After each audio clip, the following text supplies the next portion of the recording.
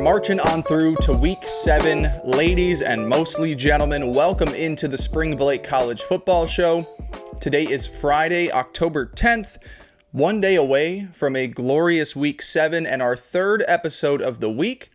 If you had heard us yesterday on Thursday's pod, we broke down 3 of the biggest games of the weekend. We are back here to do 2 more game previews.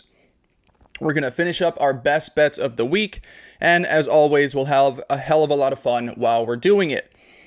If this is your first time here at the SpringBlake College Football Show, first of all, thank you for joining us. This is your favorite ball knower's favorite ball knowing show.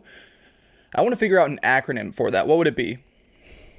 YFBKFBKS. FYBKFBKS. Is that almost a... That's almost what a Nope, it's not. Never mind.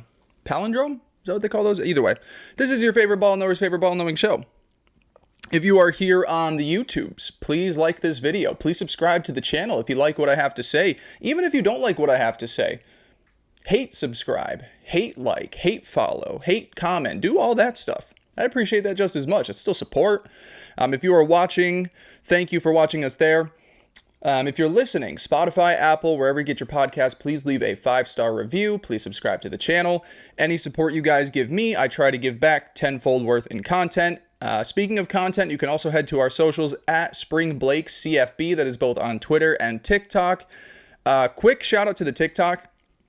We've almost doubled our followers since starting this show. We are inching closer and closer toward 1,000. By the end of this regular season, I want to get us to 2K. That's my goal for us on there. That platform has been the most receptive to this show. So if you're watching on YouTube or if you're listening and you're like, hey, I'm a young, cool guy or gal, I'm on the TikToks, head over and give me a follow. It might even be a little bit easier for you to dissect this show because of how we do our clips and segments on that platform. Twitter. I know Twitter's kind of a wasteland recently. You can still follow me there too. You get stuff from this show, beyond this show, some late night thoughts, all that cool stuff, terrible takes, and more. So as I said, today's show, we're going to preview the final 2 big matchups of the weekend, best bets, and get you on into the weekend. Friday shows are always our quickest ones because, 1, it's a Friday. Why would you want to listen to more than 30 minutes of what I have to say when you got maybe a half day at work? Or you can get some beers with the boys at night. This is a way to get your ball knowing knowledge up so that way when you get to those moments, when you get to the gym later in the afternoon or you're talking ball with your friends at night, locking in for the week 7 slate, you're like, hey, I remember what SpringBlake said this morning. I remember what he said. So let's head out west for the first of our 2 previews on today's show. We have a very fascinating matchup between not just 2 of the best teams within the Big Ten Conference, but 2 of the best quarterbacks in the nation. Now, obviously, Dante Moore and Fernando Mendoza will not be playing against one another. That's not how the sport works. It would be fascinating if it was. But they will be playing against some very talented defenses, and it's going to create for a really nice showdown. So Oregon has been holding opponents to some of the most inefficient play at the quarterback position all season. They are allowing just 44.32% completion rate. That is a silly number. Think about that. We're 6 weeks into the season. Quarterbacks going against Oregon's defense are vastly below a 50% completion rate. That's a crazy number. So Oregon's doing that through the air, locking it down in the secondary. Indiana has been one of the best pressure teams in the nation up front, bringing down quarterbacks at a rate of 9.4%, which is 12th best in college football. So on one side, you've got a fantastic defensive front at bringing down the quarterback. And then on the other side, you have virtually nothing through the air because of how good Oregon's secondary has been. And as great as these 2 Heisman contenders have been, and on the year, they're very similar statistically. Mendoza completing 73% of his passes, 1,200 yards, 16 touchdowns to 1 interception. Dante Moore just a little bit more efficient, 75% completion rate. Again, 1,200 yards, 14 touchdowns to the air, 1 interception. As great as those 2 Heisman contenders are, I think the ground game is going to be pivotal in this matchup, especially for Indiana. This Hoosiers offense has yet to face a defense of just pure talent, overall chemistry, They've yet to face anyone like Oregon so far this season. So finding balance with your running backs early on is going to be huge in making life easy for the passing game. Oregon has given up 132 yards on the ground per game, so they're not as great up front as they are on the back end. Meanwhile, Indiana's RPO game, one that has led them to carve up defenses for 260 yards on the ground per game, one of the better rush attacks in this sport, could help them keep control of this game. If Indiana is fooling the Oregon defense and creating some quick passing completions for Mendoza or gashing through in between the tackles, all of a sudden, you're not really allowing Oregon's best strength in the secondary to show up because they're getting everything they want up front. So that's one huge key to success for Indiana. And if they are able to do that, if they are able to control the tempo of this game, the style that it's playing out, it might negate the Ducks' success up front. This is a group that is in the middle of the pack in college football at pressure rate, and a team that really doesn't bring too many blitzes whatsoever. So if you say that Indiana is going to run the ball effectively and keep the defensive front of Oregon honest, I just don't see why Indiana shouldn't be able to sustain long drives, convert on third downs, convert in the red zone, and put up points in this game. So that's what I see from Indiana offensively. For Oregon, they have been just as strong running the football, 236 yards on the ground per game, but this matchup against Indiana's zone coverage defense might lead the Ducks to just be surgical through the air for 60 straight minutes. Dante Moore has been one of the best quarterbacks. Actually, he's been the best quarterback in the country when going up against zone defenses. Indiana runs more zone coverage than any team in the country. It relies on deception, tricky schemes, but that hasn't been something that Dante Moore has struggled with. He's completing 80% of his passes versus zone coverage, and a big part of that is the talented Oregon offensive line, giving him plenty of time to just wait for the open pockets of this defense for his receivers to get to them, and he's been able to just systematically carve up secondaries because of how much time he's being provided. So I think both offenses, if they play to their strengths, should be able to put up points on what are good defenses, but maybe not top 5, top 3 units in the country. So let's land the plane on this game. Oregon is a 7.5 point favorite. That number has shrunk. Oregon opened at almost 10. I think it was a 9.5 point line when it first opened up. It shrunk down to 7.5. My main viewpoint with this game is that I have believed since the preseason, in the offseason, especially when Fernando Mendoza transferred over, I believed that Indiana was a better team than they were a season prior. I thought that they had made enough jumps at important positions like quarterback.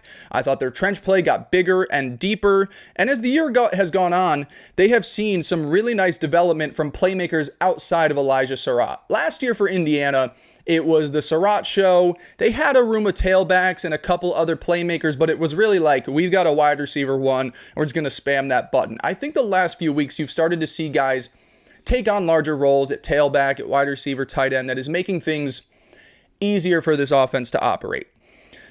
So I've come into this year already being like, okay, Indiana, especially at quarterback, in the trenches, the development of some of their best players on defense, they had some young studs last year. Now they're experienced studs for Indiana. I think they're ready to take that next step. But what is that next step look like? Well, for one, it was the biggest talking point of last year. When they would go up against Notre Dame or go up against Ohio State, they would get the door slammed shut in their face. So for me, staying competitive with the tougher opponents on your schedule is the next step.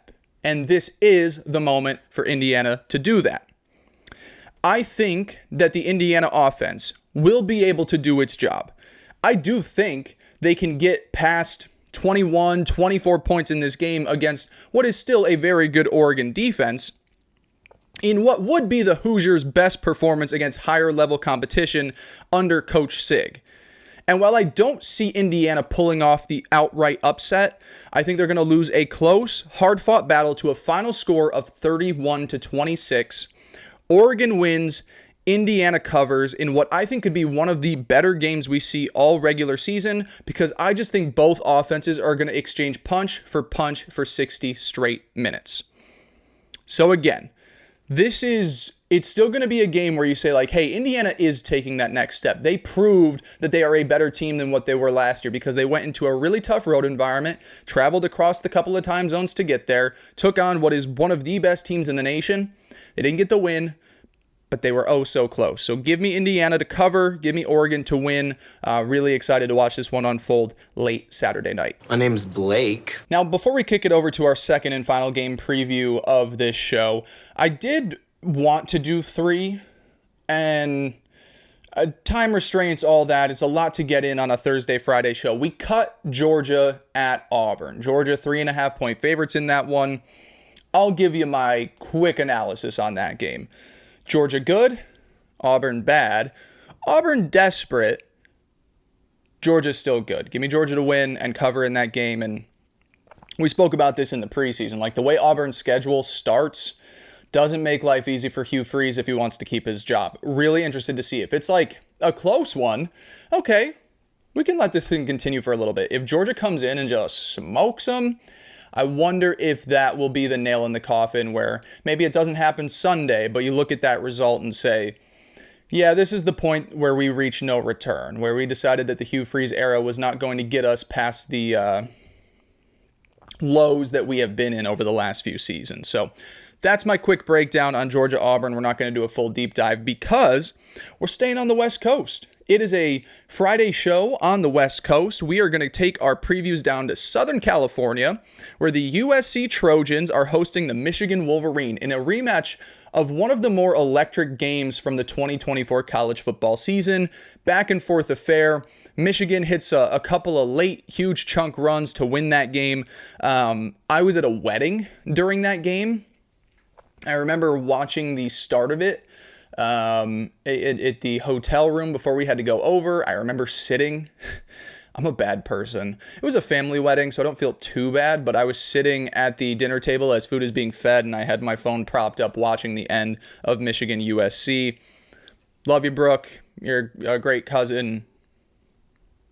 Fall weddings are a disaster, especially on Saturdays. Anywho, we're not here to talk about that. We're here to talk about the 2025 matchup. Everyone coming into this game is just clinging on to the years-old cliches about both of these teams, the two different identities and styles that they play with. You know, on one hand, you got the mean, bully Michigan football, cold weather hardos, just mean, going up against the prissy little West Coast sun-kissed Trojans.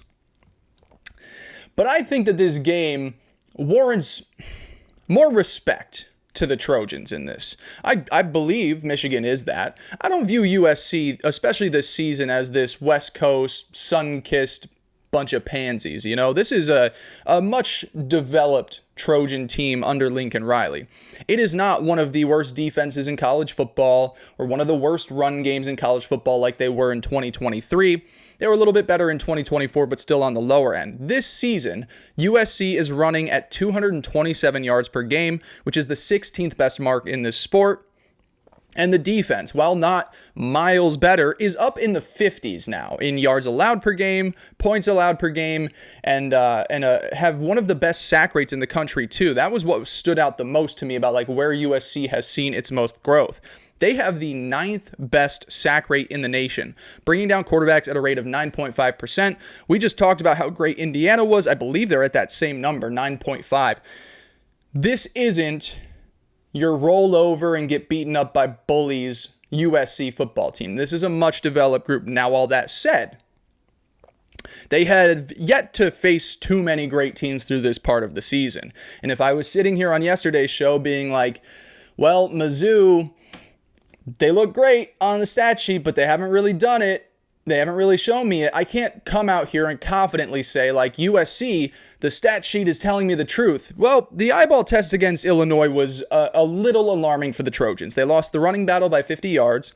They gave up 500 yards of total offense in that game and sacked Luke Allmeyer just once. So all those three metrics that I'm saying they made improvements on from last season, when they went up against a good but not great Illinois team, things kind of fell back to where they were a couple years ago. Now, is that a real measure of who this team is? Was it bad circumstances because they had to fly cross country for an 11 a.m. kickoff after playing an 11 p.m. Eastern kickoff the week before? We're about to find out, because now we got a tough team coming over to them. This isn't another tough road trip for the Trojans. This is, all right, we are the home team now. We've got the rest advantage. We've got the team traveling across the country to us. This is a big game for the Trojans to just make us feel better about them moving forward and to remove any doubt that the Illinois game may have given us. Now, one thing I know USC will be great at regardless of who they're playing or what the travel is or the time of the kickoff, it's Jordan Mailata, who has been great overall, but exceptionally well when picking apart heavy blitz defenses.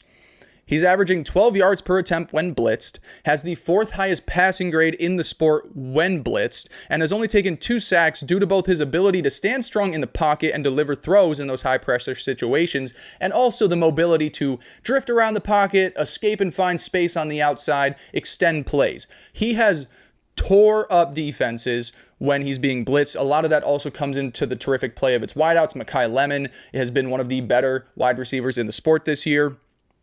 And what does that mean? Well, as we all know about Michigan since Wink Martindale took over as defensive coordinator 2 seasons ago now, a season and a half ago, he's always sending extra defenders. He currently leads all Power 4 teams in pass blitz rate.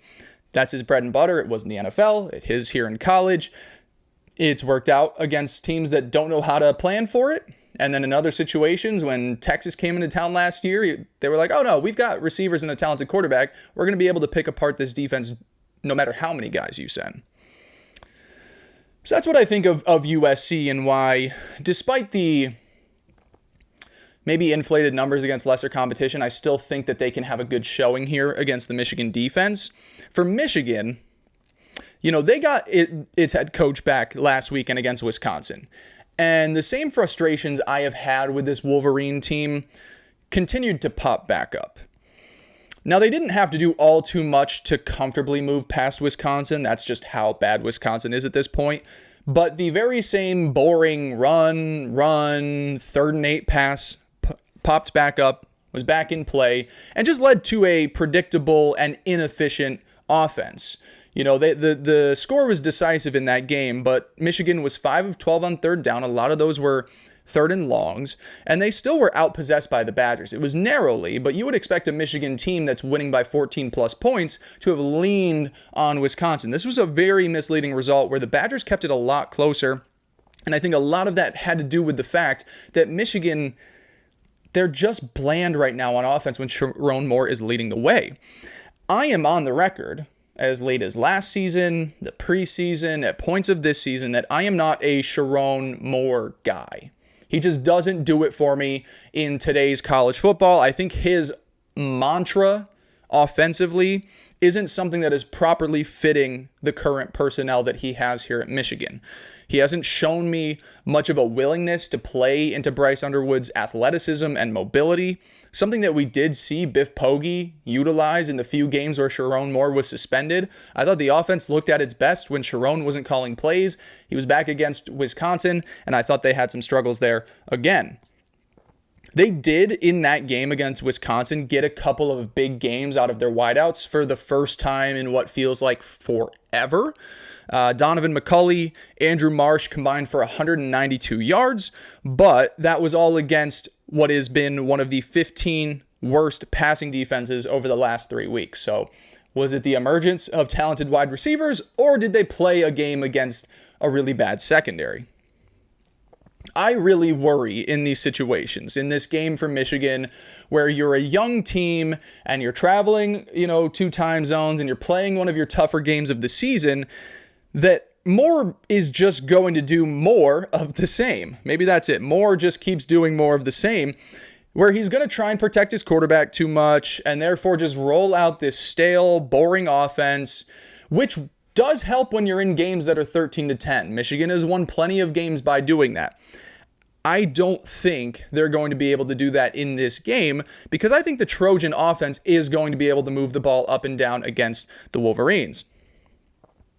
And when you have something like that too, I just don't think that Michigan has the playmakers or enough talent at the playmaking position, maybe outside of Justice Haynes, to overcome bad coaching or a bad game plan. So you guys can see where I'm heading in with this game, where I think you'll need to get points. In a game where I think you'll need to get points and plenty of them to get the job done, give me the team that has the better play caller, the more consistent and more explosive offensive approach, and the one that should start getting a lot more credit when this game wraps up Saturday night. So give me the Trojans over the Wolverines. Final score of 34-21. It sounds very decisive.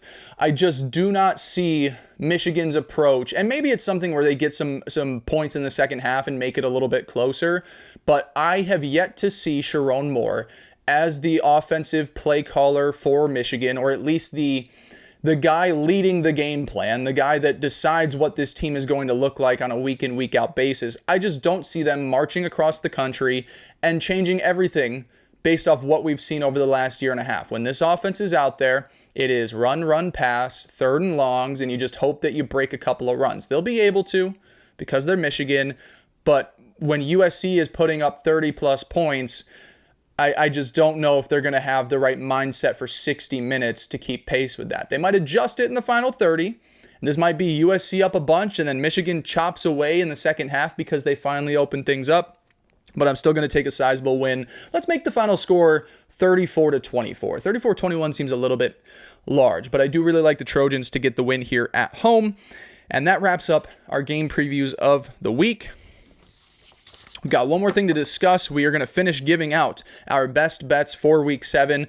For those keeping tally, we are 17-12-1 on the season, which means we're up 4.55 units. If you're not a gambler, that is terminology. Say you're betting $100 on every game. That means you are up $455 when you tail your boys' picks.